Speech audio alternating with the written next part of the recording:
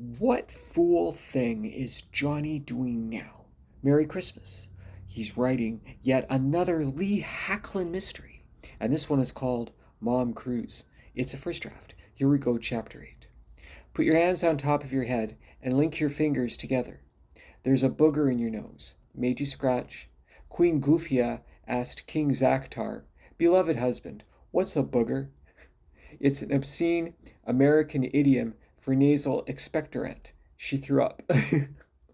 My mother said, I truly regret, not safe for work. I truly regret not aborting you, Lee.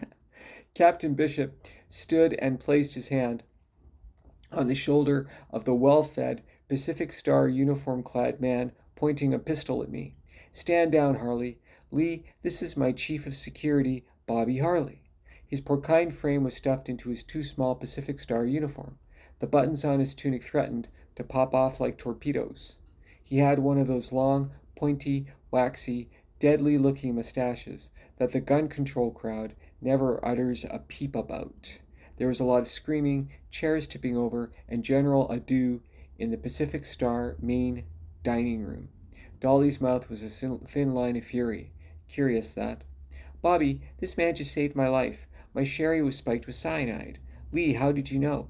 Personal experience. It smells like almonds. May I be excused, please?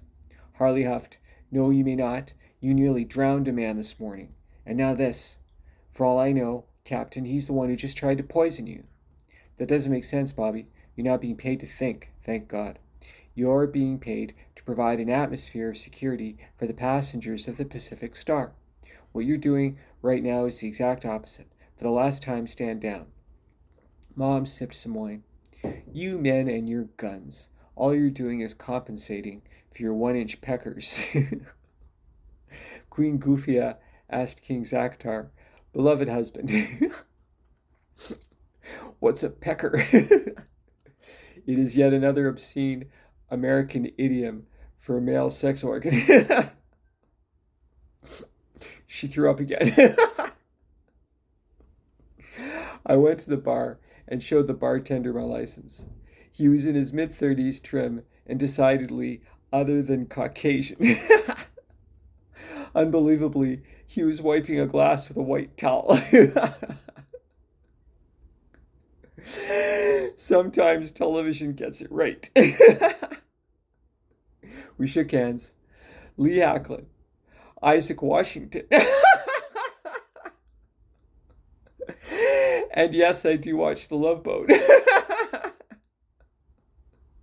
Every Saturday night, along with Fantasy Island.